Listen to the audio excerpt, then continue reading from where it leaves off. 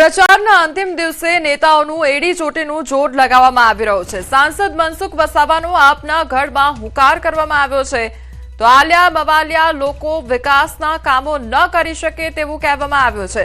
જેની દુકાન નથી તે ઉધાર આપવા નીકળ્યા છે। લોકોને ઠગીને વિધાનસભાની બેઠક જીતી ગયો, હવે સ્થાનિક ચૂંટણીમાં સફાયો કરી દઈશું તો ટીડીઓને કહે દિવાળી કરવા પૈસા આપો તેવું સાંસદ દ્વારા કહેવામાં આવ્યું છે। તેના પર 19 કેસ છે, કોર્ટે તડીપાર કર્યો છે। નર્મદા જિલ્લા પંચાયતમાં ભાજપની 15 થી 20 બેઠકો આવશે તો આપને એક પણ નહીં મળે, કદાચ કોંગ્રેસને બાકી બેઠકો મળે તેવી વાત કરવામાં આવી છે। ભારતીય જનતા પાર્ટીના લોકો જ આ કામ કરી શકે। અલ્યા મવલ્યા પેલા આમ આદમી પાર્ટીના કોઈ તાકાત નથી કે આવું કામ કરી શકે। જેની દુકાન જ નથી એ ઉધાર આપવા નીકળ્યો છે। જેની પાસે દુકાન જ નથી એ ઉધાર આપવા નીકળ્યો છે। આ ઠગવા નીકળ્યા છે। આ લોકો વિધાનસભામાં લોકો ને છત્રીને લઈ ગયા, મફત આપીશું। જંગલ વિસ્તારમાં જેમ કે આપણે હાડકી કાઢવાના આદિવાસીઓને લોકો માની ગયા અમને વાતમાં, ધારાસભ્ય બની ગયો। પણ હું તમને વિશ્વાસ અપાવું છું, આ તાલુકા પંચાયત જિલ્લા પંચાયતમાં આપણે એમનું ભાન કરાવી દઈએ। ગયા વર્ષે ટીડીઓને એમ કે ફોન કરીને કે ટીડીઓ મારી પાસે આટલા કાર્યકર્તા છે, દિવાળી કરવા માટે મને આટલા પૈસા જોઈએ અને 19 જેટલી એફઆઈઆર કરી, એના પર 19 જેટલી, અને કોર્ટે એના કારણે તડીપાર કર્યો છે। અને તમને વિશ્વાસથી કહું છું, ડાયરીમાં લખી રાખજો, આ નર્મદા જિલ્લો ભારતીય જનતા પાર્ટીનો બનવાનો છે, જિલ્લા પંચાયત ભાજપની બને છે અને આંકડા સાથે કહું 15 થી 20 સીટો ભાજપની આવવાની છે। ભાવનગરમાં આગામી સ્થાનિક સ્વરાજની ચૂંટણીને લઈને રાજકીય માહોલ ગરમાયો છે, ત્યારે મંત્રી પુરુષોત્તમભાઈ સોલંકીએ ભાજપના વિજય અભિયાનને નવી ગતિ આપી છે। ભાઈની એન્ટ્રી સાથે ભાજપ વધુ સક્રિય બન્યું છે અને સોલંકી ફેક્ટર જિલ્લામાં સ્પષ્ટ જોવા મળી રહ્યો છે।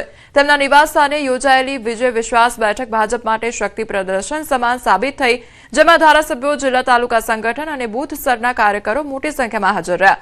સાથે જ પોતાના સંઘર્ષના દિવસોને યાદ કરતા તેમણે જણાવ્યું કે નરેન્દ્ર મોદીના પ્રોત્સાહનથી જ તેઓ અહીં સુધી પહોંચ્યા છે અને પોતાનું સમગ્ર જીવન જનસેવામાં સમર્પિત કર્યું છે। અમારું જીવન તમને બધાને સમર્પણ આ દેશ નરેન્દ્ર મોદીજી મને બેઠાડી અને આશ્વાસન આપ્યું કે પરસોત્તમ તું ચિંતા કરમાં, તારે અરે હું બેઠો। આ હું દિવસો કેમ ભૂલી ગયા? આ મીટિંગ જોઈ અને ક્યાંક આપણા કાર્યકર્તાઓ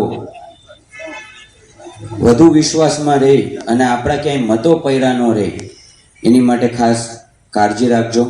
દીકરા તરીકે ફરીવાર ટકોર કરું છું કે આપણો વિજય નિશ્ચિત છે, પણ વધુમાં વધુ લીડથી જીતવાનું છે, એટલે ક્યાંય આપણા મતો બાકી ન રહી જાય। સ્થાનિક ચૂંટણીને લઈને ભાજપનો ઝંઝાવાતી પ્રચાર કરવામાં આવી રહ્યો છે। અમદાવાદના બાપુનગરમાં ભવ્ય રેલીનું આયોજન કરવામાં આવ્યું છે, ત્યારે સીએમ ભૂપેન્દ્ર પટેલ તેમજ જગદીશ વિશ્વકર્મા હાજર રહ્યા છે। સ્થાનિક ચૂંટણી પ્રચારના ગણતરીના કલાકો બાકી છે અને તે પહેલા આ ઝંઝાવાતી પ્રચાર કરવામાં આવી રહ્યો છે।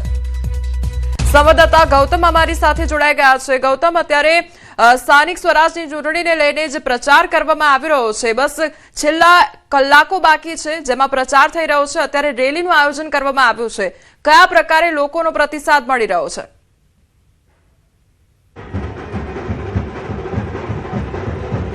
કોમલ, ઠીક 5 વાગે પ્રચાર પડઘમ શાંત થશે તે પહેલા ભારતીય જનતા પાર્ટી દ્વારા ભવ્ય આ રોડ શો જે છે તે અમદાવાદની અંદર કરવામાં આવી રહ્યો છે। આમ જોવા જઈએ તો અમદાવાદની વાત કરીએ તો અમદાવાદ રાજ્યની સૌથી મોટી મહાનગરપાલિકા છે અને મોટી મહાનગરપાલિકામાં ભારતીય જનતા પાર્ટી એડી ચોટીનું જોર લગાવી રહી છે, એટલે કે અંતિમ તબક્કાની અંદર પ્રચાર પ્રસાર પૂરજોશમાં ચાલી રહ્યો છે। ભારતીય જનતા પાર્ટી દ્વારા ખુદ મુખ્યમંત્રી ભૂપેન્દ્ર પટેલ, ભારતીય જનતા પાર્ટીના પ્રદેશ પ્રમુખ જગદીશ વિશ્વકર્માના ભવ્ય રોડ શો જે છે કરતા જોવા મળી રહ્યા છે. મહત્વનું છે તેની સાથે ભવ્ય રોડ શોની અંદર લોકો પણ મોટી સંખ્યાની અંદર જોડાઈ રહ્યા છે. ઠેર ઠેર પ્રતિસાદ મળી રહ્યા છે.